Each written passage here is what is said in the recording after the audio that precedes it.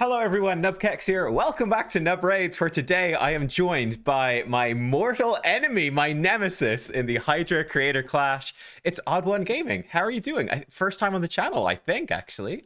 Yes, first time, and I'm really happy to be here. Thank you for having me. You know what? It's been a long time in the making. This collab should have happened like 6 months ago, but it's better later than never, you know? Exactly. It's one of those weird things where it's like I've seen so many of your videos and everything that I feel like, I'm obviously talking and stuff, I feel like we have collabed, but somehow we haven't. So now we finally have. Exactly. And yeah, when we were, I was asking Odd1 if we wanted to do this collab as part of the DeadwoodJedi Hydra Creator Clash. If you haven't caught it, guys, Odd1, one of the other, definitely an intimidating enemy here, because someone who's also big into Hydra. You're bringing in your free-to-play, right? You're doing this on your free-to-play. Yes, it's on the free-to-play. I have so many people, that's why, like, you know, I'm just bringing. If I brought my main account, I would just destroy everybody. I don't want to be that bad, you know? Yeah, but I'm curious what you guys think, right? So this is the team that I have drafted here. I've got Mithrala, Ugo, Shamail, Mother Cybele, Aniri, and Ninja. Odd1, you're coming in with Necmo, Sisia, Solus, Tatura, Ursula, and Rule. I'm curious what people feel at a first glance, what their gut instinct reaction is in terms of a versus, because this was the voting anyway, when people voted. Yeah. What did you think about the vote? So we had Scratch first, I second, actually. It's a bit surprising to me. Hell Hades and YST absolutely neck and neck. Yeah. And then Coldbrew a little bit ahead. Deadwood, MTU, and then MTG a little bit behind. So did you feel like the voting was accurate with this match? I mean, you know, just speaking from the perspective of my knowledge of Hydra, yeah, the votes did not reflect the teams and the drafting, in my opinion. Yeah, like I feel like agree. the votes were more like the popularity of it, because like I don't feel like my team or even MTG's team was that bad. Like, you know, some of those teams are pretty solid. Like if you look at MTG, he has like 3 of the core ones that are perfect for Hydra. The last ones, you know, we have to adapt, but the first 3, that's a perfect solid start. And Taras is not to be, you know, not to be ignored. He can do some crazy damage. Yeah, that's the one. That's the biggest question mark for me. I have a sneaky suspicion on Brutal that Taras could be absolutely busted, but I haven't seen it. I don't think I bothered to do it when I had them on the test server, because it was quite a short period of time, and I'm like, they're so overpowered, these 2 Void Legendaries. Yeah, so. I honestly, I predicted that, but I predicted on the right person. Like, before the draft happened, I was speaking to the Mrs. to Ivy League Gaming, you know, for those of you that know that maybe remember the Hydra Queen. I'm her husband. Yeah, if you win this whole thing now, dude, like, you could be the Hydra King. I might take the title. Yeah. Oh, God, no definitely. pressure. Yeah. No pressure. Oh my God. So, I was speaking to her and I was like, you know what? I'm quite sure Scratch is gonna take Taras the Fierce, because Hydra, you know, in Hydra you need all those debuffs and all those buffs in your team. So having tons of buffs will just makes Taras hit extremely hard. Plus that A1, you know, constantly giving third meter. He's a good shout. Obviously don't have him on the main account, but it's gonna be interesting to see what he can do. Yeah, that was a question mark for me. I was assuming, I didn't actually know who had Taras and Marishka. I'm pretty sure Scratch has Taras Marishka. In the end, it was YST grabbed the Marishka, and I know he doesn't have a Taras, and the MTG grabbed Taras. I don't know if he has Marishka or not, but yeah, it's pretty spicy stuff. So in terms of the bracket, guys, we'll just break this down on why we're talking about being mortal enemies. So in terms of the seeding, it's basically split like this. So for example, seed 1 fights seed 8, seed 2 fights seed 7. So we are seed 2 and seed 7 respectively. And then also in here is YST. No, is it YST or Hell Hades? No, Hell Hades is seed 3, and seed 6 is Deadwood, I think. As Deadwood. Yeah, Deadwood, yeah. So, interesting side of the bracket. Actually, I think, did he say YST was on our side, or is it Hell Hades? I missed that. I think I misread it. Oh, it's Hell Hades. Ooh. Hell Hades, yeah. Ooh, okay. I mean, okay. I was kind of sad yesterday during the day, you know, while this whole thing happened. Yeah. Because I was like, you know, there's not many Romanian content creators that I know of. So I was sad, like, I don't really want to start off, you know, Romanians, me against Scratch. That would have been sad. Like, I want to face it, you know, off later or whatever. But doing that in the first match, I was like, oh, I hope that doesn't happen, really. Yeah, there's no other Irish content creators. I'm all alone, man. At least you got another Romanian. I think Saf in Wales is the closest to Ireland. I mean, I guess he can count, but still, he's not in this. So no. But yeah, let's break down your draft. So Obviously, as well, the schedule, guys. I think myself and Odd One, we're going to be fighting on Friday the 19th at 8 p.m. UTC. You can catch that on Deadwood's stream. There's also going to be the other 4 guys. So the left-hand side of the bracket. So seeds 1, 8, 4, and 5. So I think that is Scratch, MTG, Cold Brew, and YST. That's a nasty group, man. Over there. That is nasty. And then the other set of us are over here on Friday. We're safe on the other side. We're good. yeah. I do think their side is scarier. It's interesting. Yeah. But this was the actual draft. What I want to do here is Odd One to pick through your brain in terms of going through this in the order, so I know exactly what to expect and I can tailor my team to counter this. No, I'm only joking, but. Yeah, let's go through your draft here and talk about your picks, what you were happy with, what how your plan changed. Did you have a plan going in, how it changed, and so on?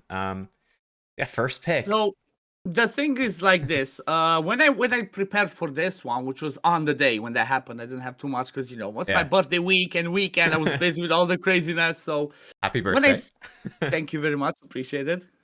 So when I was going through the champions and the draft, I kind of looked at my account and I made myself a list of like top 25 champions that I'm like, okay, these ones are going to be a solid core for my account that I would like to play with. Yeah. And then I made lists of like, DPS champions, Torment champions, Provokes, and all of that, and I'm like, okay, somehow I'm going to be able to grab myself some of these champions. And to be fair, the only one that I actually planned on getting, and I'm happy I got, was the first pick, and that's it. Yeah. After that, everything was like up in the air. Like nothing went as planned. Everything was all over the place. So, oh my God. I was so nervous. The worst thing was 2 times in a row, I was blocked just the pick before I got my turn. Oh, right. Oh, yeah. The Sifi, was it? So the first one was the Supreme Gaelic Scratch. That was gonna be that's what I wanted. I wanted Nekmothar and Supreme Gaelic as my first 2, and after that, I didn't expect to get anything else. Those sounds like I'm definitely gonna get it. Not too many people have Supreme Gaelic. Not too many people like him, maybe, or play with him.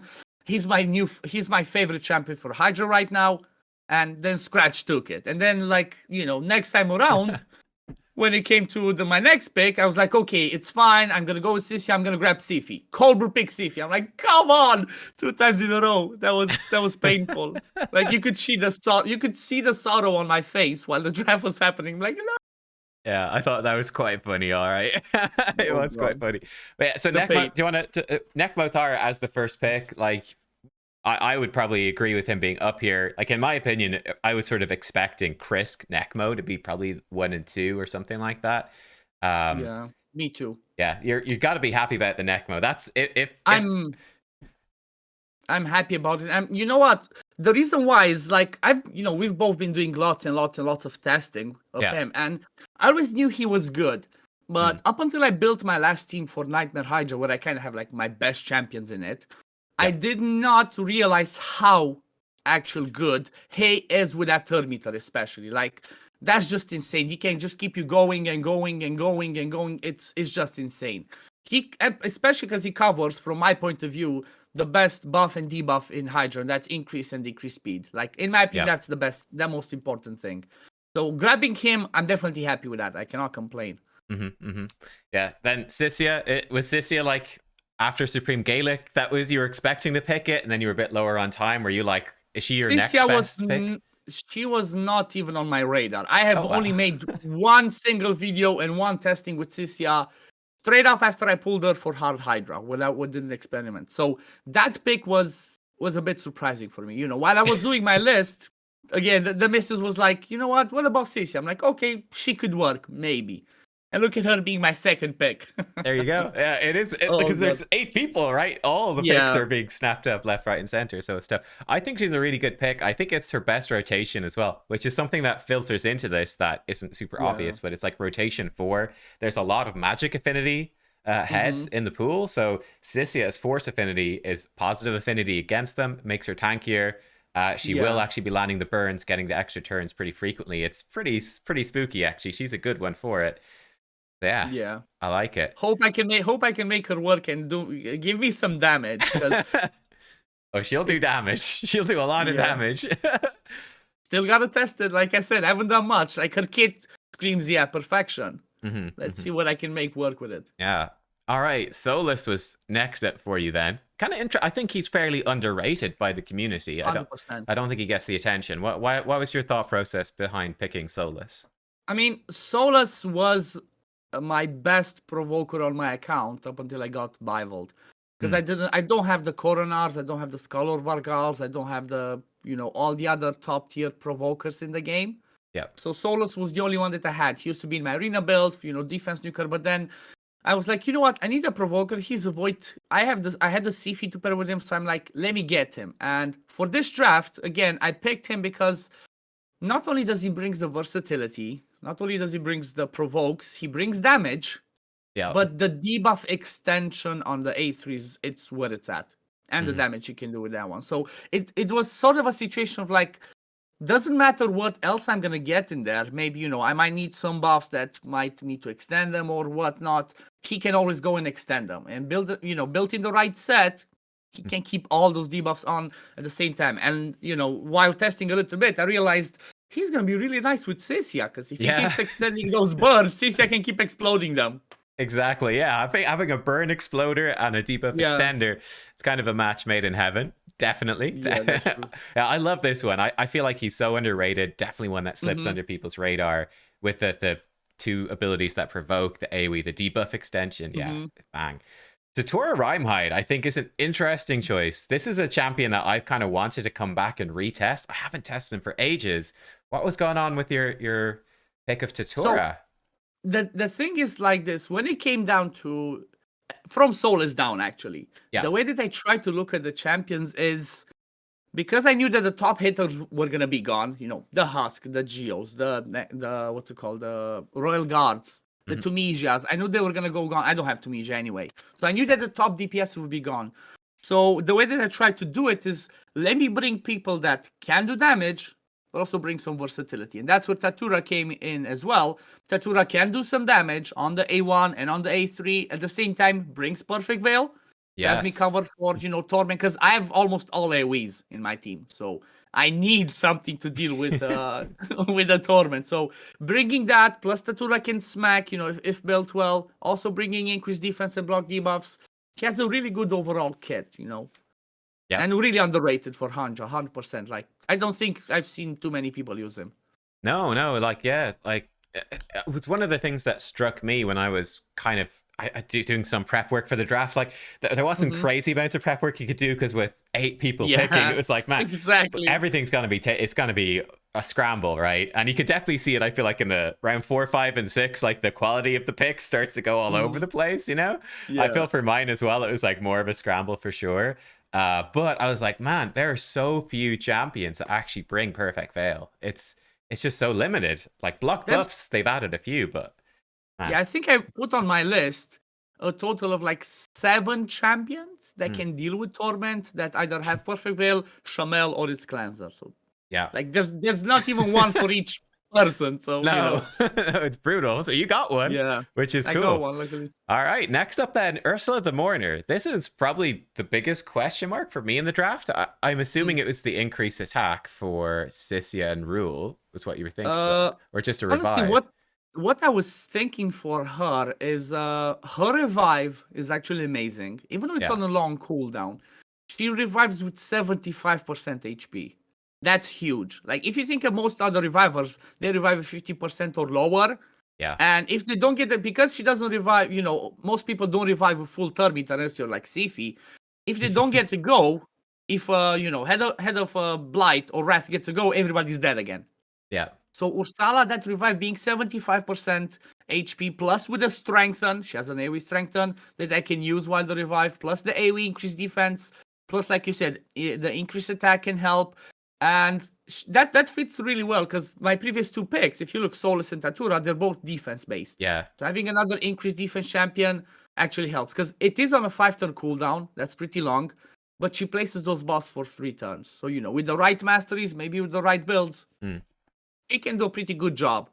True. We're playing on manual as well for this tournament, so it's like when you're safe, you can just use that increased defense for the damage and the strengthen. And then, like, if things are getting a bit sketchy, you're like, I can delay a turn just in case someone drops or a couple of people drop, pick them back up. All right. And then your final pick, Rule the Huntmaster. This was one I was slightly thinking of as well, and I think is super underrated here too. Yeah. Final pick. What was going through your head with Rule the Huntmaster? At that point, I was gone. I was not thinking anymore. Okay. The only reason I picked him was because I think he's the only one that's viable for Hydra that I can +2 on my account. And I'm like, you know what? I might +2 him. He might do some stuff. So I picked him. Like, let me go in there. I was gonna pick Ninja actually. Oh, there, right. I stole him. You picked him just before. That was gonna be my idea. I was like, you know, I have the Sisia. I'm gonna go with Ninja. That's gonna be my pairing. So after you got the Ninja, I'm like, whatever. Ruel. There you go. I was completely that's a torn. So it's tricky. Yeah, he brings in Hex. He does bring in increased accuracy as well, which could be kind of interesting. What's the cooldown on that? It's a 4 turn. The A3 is a 4 turn cooldown. Right. But the thing with him is like if that was the A3 was a 3 turn, that would have been so much better. Yeah, definitely. It does give turn meter, but it's tricky. I'll have to see. I'll have to see what's gonna happen with that. Ooh. So let me ask you. You don't have to reveal, obviously, but we are allowed to replace one champion from our teams with any champion that was not drafted by anyone else. Any champion that's not on this big list here, and that's not. There's also banned was Krizia and Grazur, which is why no one took them. Are you thinking of replacing one of your team, or are you like, my 6 are the ones I'm happy with? I'm going in. The thing is, the core that I have is pretty decent, but I will have to do a replacement, 100%, because it's the problem. There's 2 problems in my team. I have no block buffs. On anybody in there. No, and no mischief tank, right? And no mischief tank. So that's gonna be the scary thing. Is like I have to think of a way to actually do it. To do the right thing. So. There are some options in there that I'm looking at. I cannot believe I'm saying this. There might be somebody like a Deliana. There might be some Oboros on the list. There might be, there's quite a few champions that I have on my list, but I still need to test, because I need to see how it goes. One thing that's extremely important as well is, like you said, the affinities. Like if you think about the mischief, it's spirit affinity on this rotation. So if I bring Deliana, it's like, she's force affinity. Yeah, that's true. Can miss it, can be tricky. So, I still need to test a lot of stuff. But overall, I'm pretty happy with the team. It's just definitely one swap will. I think one swap is gonna have to happen. Interesting. Don't know which one. But it's gonna be one that's gonna happen. I think. I'll put words in your mouth. I feel like Rule is the one that you seem least excited about. But in my opinion, you should swap out Nekmothar for someone else. Yeah, that's what I would advise. I should drop Nekmo and just bring Armageddon in there. Because I think so. HP does the most damage. That's right. It's the biggest damage. Nekmo, he's like a support. He's not going to do damage. Like I have enough support in there. Anyway. You got decreased attack from Ursula. Speed's overrated. Yeah, true. Who needs speed anyway? Nice. Let me ask you then, in terms of the overall draft, were there any champions that nobody picked up that you were like, wow, I can't believe that they've slipped through the cracks here? If you give me a second, let me just open my notebook, because I crossed off the people that were picked, and I have some that were on the list. Yeah, or likewise, anyone that was really highly valued that you're like, man, why did they pick that early? That's weird to me. I mean, some of them that were not picked, I was surprised that Bivold went at the end. It's like, I expected him to be in the first 16 picks. He's just a monster. If I didn't get Nekmothar, I would have gone for Bivold. Because Nekmo already brings me that leech, so, I could go with the other provoker. But Bivold is just... I feel like people underrate him. Even though he's a monster for Hydra, still feel like people don't value him as much as they should. 100%. But there were some other picks, like, I honestly expected to see Vessex in there. Yes. Again, another one that's really underrated. Then Amali I don't see in there, people picking. Brogni is a really solid one that nobody picked. Again, Oboro is a good one that can do some crazy stuff in there. So there are actually quite a few. I mean, I mostly wrote down stuff that I have on my account. So. Yeah. That's what like I started out writing a list of like sort of a tier listy type thing, and I was like, man, there's too many champions, and this is not helpful to me. So I ditched it. I was like, I'm just gonna write out the champions for me and my picks that I can actually go for. Yeah. Like it's funny with like the stealing stuff. Like I think when the voting opened up, it was going to be me versus YST at the start. And I was looking at his team, and I was like, I only have Walking Tomb Drang. I don't have his other 5 champions. So I was like, I really don't want to fight YST. Like, what's Tomb Drang going to do for me? Nothing. That's so the same thing. So honestly, you want to hear something funny? You are the only one that's from the whole of the contenders that I have every single champion that you have. Oh, nice. Only one. Everybody else's I don't have. So like Jedi, I don't have Cardia, Tunisia, Toras, Ragash. Then if you go Colbert, I don't have Krisk, I don't have Tila, I don't have Mashalid. Yeah. Scratch, I don't have what's it called? The Scholar Vargal, I don't have Prince Kaimar. Hades, no Venus, no Cupidus, no Archbishop, Pinthroy, no Martyr. Oh wow, okay. You're missing and then Deadwood, I don't have Kantra, I don't have Lady Kimi. Yeah. So it's like, you're the only one that have everything that you have. Interesting. Yeah, I was hoping that we fight each other because there's stuff to steal. I don't know if you want to talk about stuff to steal. I could be upfront and say, like, if I win, I would definitely take that Nekmoth R. I'm expecting, like, and replace Mother Cybele with it. But yeah, if I would face you, I would. It depends. Depends on what I decide at the end team. Yeah, that's true. From your picks, if I would win, it would be between Ugo, Shamel, and Ninja. Yeah. I was figuring, especially when you were saying that Ninja was what you were going to pick at the end, and then I took it away. He was gonna be pretty interesting. It's just like I said, it depends what my end draft team is gonna be. Because as example, if I go with I don't know, if I go and replace somebody, don't blink block buffs. Yeah. Maybe on the next stage, I want Ugo for the block buffs. So yeah, that makes sense. But I like it. It's fun. I'm looking forward to this. I'm worried a bit. I know, right? I'm worried. I have no idea where it's going to go. I mean, I think that whichever one of us gets through should have a pretty good chance, I think, of maybe even getting into the finals. I think what's definitely scary is on the other side. The scary combo would definitely be the Duchess plus Krisk from Cold Brew. Like, they're both on the same side. So it is possible that, like, for example, if Scratch wins and then he gets to the final, it's possible he could go in with, like, Duchess, Supreme Gaelic, Lydia, replace Skull Lord with a Krisk, Trundan, and then maybe he's replaced Kaimar as well or something, and like it starts to become very scary very, very quickly. So we're gonna have a challenge. Let's whatever happens, let's try and beat that. Let's try and beat the monster team. That's like, the OP team, and then we're the underdog side of things. So let's try and do something, band together. Whoever wins this one, just beat the next one and let's get to the final. And let's win this. Come on. That's right. Okay. Final question for you. The other side of our bracket. So whoever one of us wins is going to be fighting either Hell Hades or Deadwood Jedi. Quick question: which one are you more scared of? Hell Hades or Deadwood? Which team is the more intimidating? Sure.